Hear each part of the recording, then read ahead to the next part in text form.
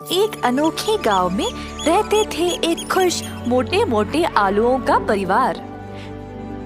परिवार में थे 4 सदस्य, मम्मी आलू, डैडी आलू और 2 भाई टिंकू, चिंकू। डैडी आलू पढ़ाने जाते थे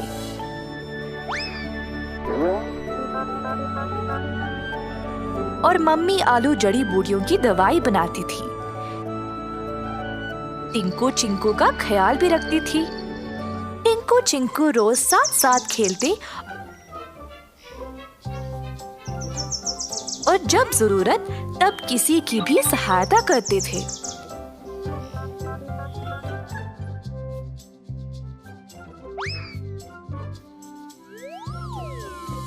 जब तक वे घर वापस आते देर हो जाती थी और मम्मी आलू चिंतित हो जाती।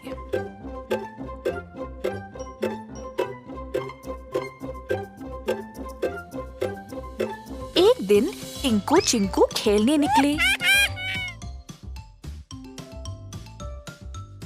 जल्दी थकावट की वजह से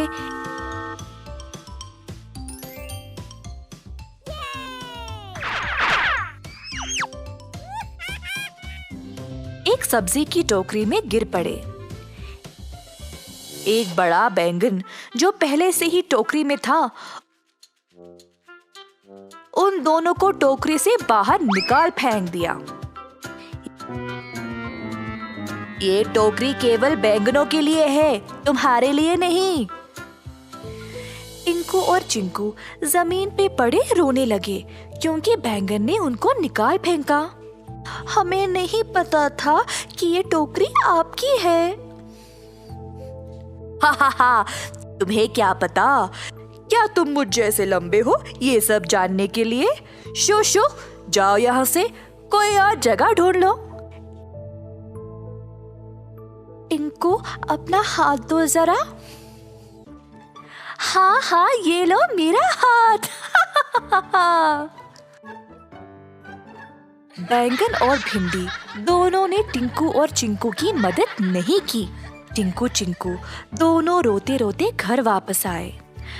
मम्मी आलू ने दोनों को रोते हुए देखकर पूछा कि हुआ क्या। टिंकू चिंकू ने मम्मी को सारी घटना सुनाई। मम्मी आलू ने सब्र से सब कुछ सुना, उन दोनों को मनाया और फिर सुला दिया। अगले दिन टिंकू और चिंकू फिर से खेलने बाहर गए। वे देखना चाहते थे कि वो बैंगन उस टोकरी में अब था या नहीं। अंदर झांक के देखा तो टोकरी में कोई नहीं था, पर उनको किसी की रोने की आवाज सुनाई दी। टोकरी के पीछे देखा तो बैंगन वहां बैठे अकेला रो रहा था। बैंगन भाई, क्या हुआ? क्यों रो रहे हो? हम तुम्हारी सहायता करेंगे, बस बोलो कि क्या हुआ। मेरी मैया बीमार है और मुझे नहीं पता मैं क्या करूं, इसीलिए रो रहा हूँ। फिर दोनों आलुओं ने बैंगन के साथ उसके घर गए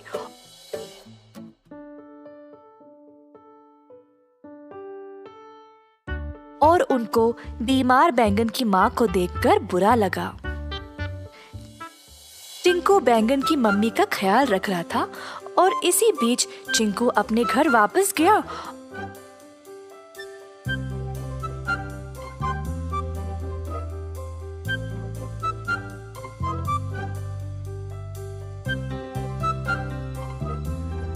और उनके लिए एक उचित दवाई लाई।